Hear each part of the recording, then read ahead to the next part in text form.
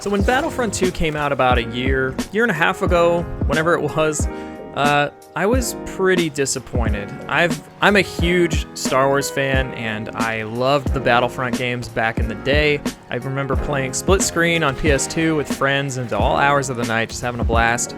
And Battlefront 1 was a bit disappointing to me, and I'm talking about the EA re-release.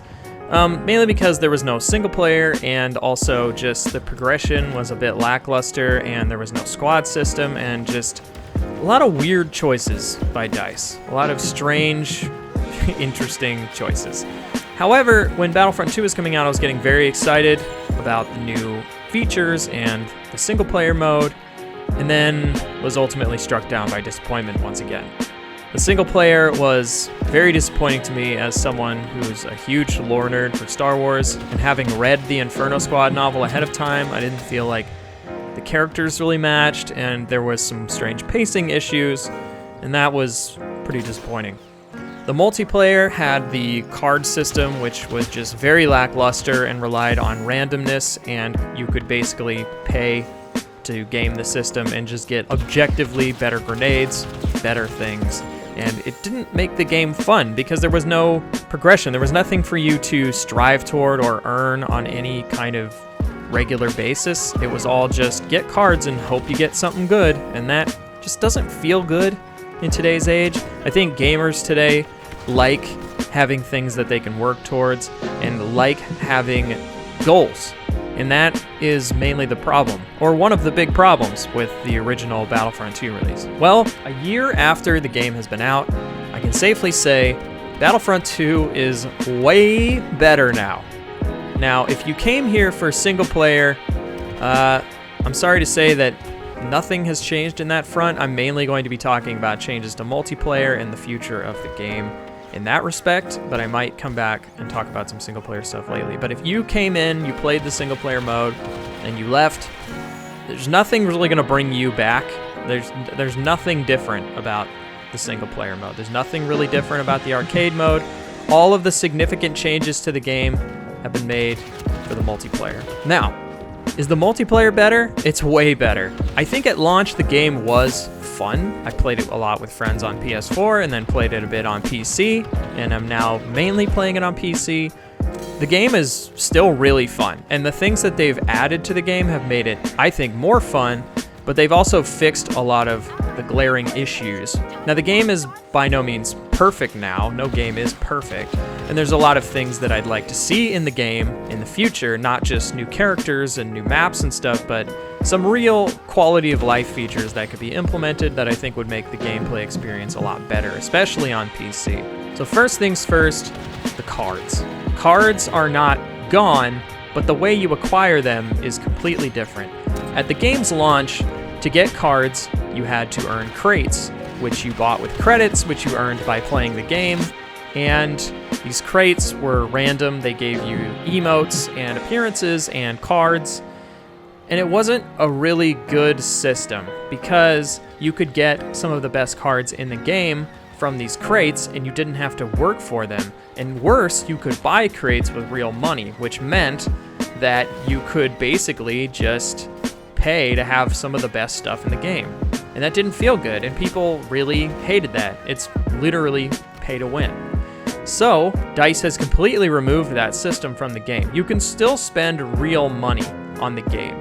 However, your real money doesn't go towards cards. You buy these diamonds or shards, I don't remember what the currency is called, but you can spend those on new skins, basically, or unlocking, a new character like Grievous or Obi-Wan. That's basically what you can spend your real money on.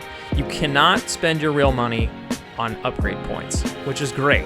The way you acquire new cards and upgrade points now is by leveling up your specific classes. So every single hero in the game, every single class in the game, every special, every ship, every vehicle has a level tied to it and a set of cards tied to it. And the way you get these new cards and the way you level them up instead of getting crates is by leveling up that class. So each class has a level associated with it. You have an account level as well, but it's not as prominent as all of the levels on your classes or heroes. And what's cool about this is you feel like to upgrade your assault class, you use your assault class, which sounds really dumb. Like, it sounds like that's the way it should have always been, and I know, but coming from vanilla to this just feels like so much better. It feels significant. And what's also nice about it is you will see the level of your other classes at all times, and when you're playing the game, you might be playing assault for a while, and then you'll look over and you'll see your officer class, and they might be close to a level up, and you might think, well, my assault class is like level 20, but my officer is level 5, and they're close to leveling up. I could get a new card or an upgrade thing, and you might switch to officer for that game, and you might actually help your team out a bit too, but you're also mixing up your gameplay, which feels really good because you get a lot more diversity in your moment-to-moment gameplay. And you got to unlock something, so you were rewarded for mixing up your gameplay. And I think that's what really works about the game now, is that a lot of people, you know, who play Overwatch or MOBAs and things like to main things. They like to main classes. I think if you're that type of player, you can still play Battlefront and enjoy it, but I think people who like playing lots of different classes like myself and playing diverse gameplay from moment to moment, I think you're really gonna love the way Battlefront works now. It really pushes you into playing heroes and classes you don't normally play because you feel like you're gonna get rewarded for playing it, because, you know, you will. And this level up system doesn't only apply to your normal classes, it applies to the heroes and the ships as well. You might play a lot of Darth Maul, and your Darth Maul might be level 10, but you might look over and see, oh, my Darth Vader or my Iden, they're only like level 2, and I could play them and get a card and level up. And then you end up playing a character you didn't normally play, and you might, you know, enjoy it a lot more. It's just, it's an interesting way that the game works, and it ties into the progression system, and I think that's really cool and unique. And I think it's such a huge improvement over the game when it first launched. Another thing that DICE added into the game that it desperately needed since Battlefront 1 was a squad system. Now, the squad system isn't as deep as one might be in a Battlefield game, but it's definitely more complicated. Well, maybe not complicated is maybe not the right word. It's definitely better. Let's use that word. It's definitely better than the system we had in Battlefront 1 and the one we had in the vanilla days of Battlefront 2. The way it worked was you basically had a partner and you could spawn on that partner, and that was it. That was it. You didn't have a squad that you were put into. You couldn't spawn on the squad or pick default or anything, and it didn't really feel good. Definitely didn't feel good if you were playing with a large group of friends who all wanted to, you know, spawn on each other and stick together. It made it way harder to accomplish that. You basically were just sticking with one person, and that doesn't feel like you're on a battlefield. That just felt strange. It didn't work.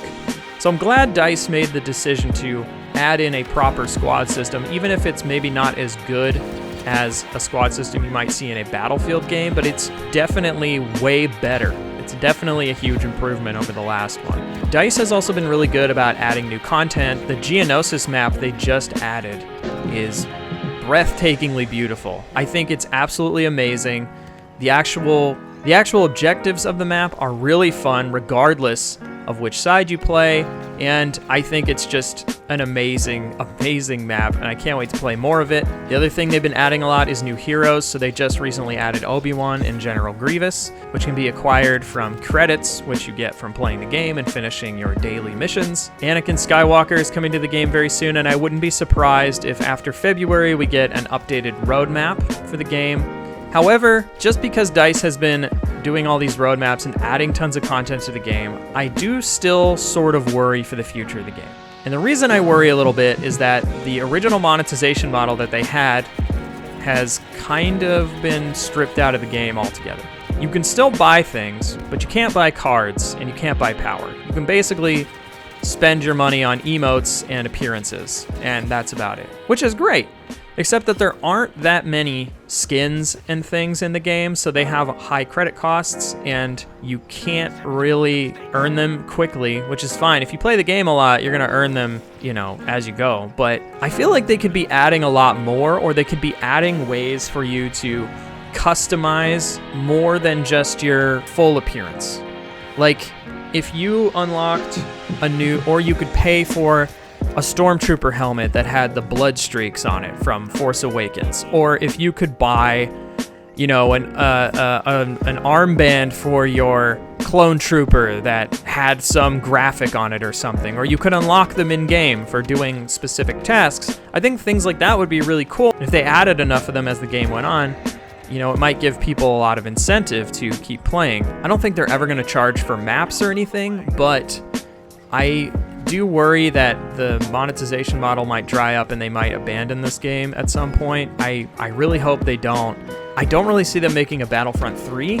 They could, but I just think that the launches of Battlefront 1 and 2 sort of hampered any goodwill that people had, unfortunately. So it's gonna be tough for them to sell another Battlefront game and be like, nah, but this time it's gonna be great. So they're kind of in a weird catch-22 where they have a pretty great game now that lacks some features that, you know, a lot of other shooters could have and that this game should definitely have.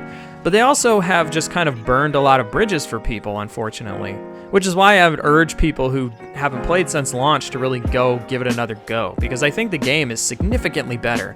It's still really fun. The progression system's actually really satisfying now, and I think a lot of people who were burned out by it might actually enjoy the game now. That being said, I don't really know how they fix their monetization problem. I don't know if they just make way more skins and charge for them, or they make things that you can only buy with money. An idea that I've been floating around with some of my friends is that maybe they make single-player mission packs, or maybe they give you a 4-hour campaign for $15 to $20 and you can buy those, and maybe they make one of those like every year or something. I would honestly buy every single one of those, and I think a lot of people would buy those too. I think if you keep the multiplayer the way it is, maybe add more skins and stuff, and more cosmetic items and more ways to customize yourself that would incentivize me to pay real money or just grind them out in game, I think that would be really good for the long term of the game. But I think there are a huge subset of shooter fans that don't like multiplayer but love single player, and I think you could sell them on a Star Wars first-person shooter campaign every year if you wanted, and I think it would be very successful. And myself included, I would buy every single one of them, but who knows. Another feature that the game currently still lacks, especially for someone like me who plays a lot on PC, is a server browser. I think this game desperately needs a server browser that people can control and manipulate, because sometimes you can literally not find games because of the matchmaking or the way it works, and it's really unfortunate, and it really takes the wind out of your sails when you're trying to just play some quick Battlefront games. For instance, on PC, I've never played Ewok Hunt. I've tried, I've queued into Ewok Hunt many times, there's never enough people, and it's really unfortunate. It might be easier if we could ignore the matchmaking and find an Ewok Hunt server where people like me could play it, and that would be great, but who knows if they'll ever add that in. The Battlefield games have server browsers, but for some reason, Battlefront doesn't. And I know the original Battlefronts did. So I'm not sure why DICE feels the need to not include a feature like that. Maybe they thought it was non-essential because not enough people use it, but in the PC landscape, people do use that kind of stuff and like it, and I think that it really does hamper the game not to have something like that. Anyways, everybody, those are my thoughts on Battlefront in its current state. Hope you enjoyed, and if you haven't played since launch, I urge you to go back and try it again. It's way more fun. Also, let me know in the comments what it would take to get you back into Battlefront 2 or to buy a Battlefront 3 if it ever comes to that. What does it take for you to come back, or are you never coming back? And if you enjoyed this video, remember to like, favorite, subscribe. Thanks, guys, girls, everything in between. Love you. Bye.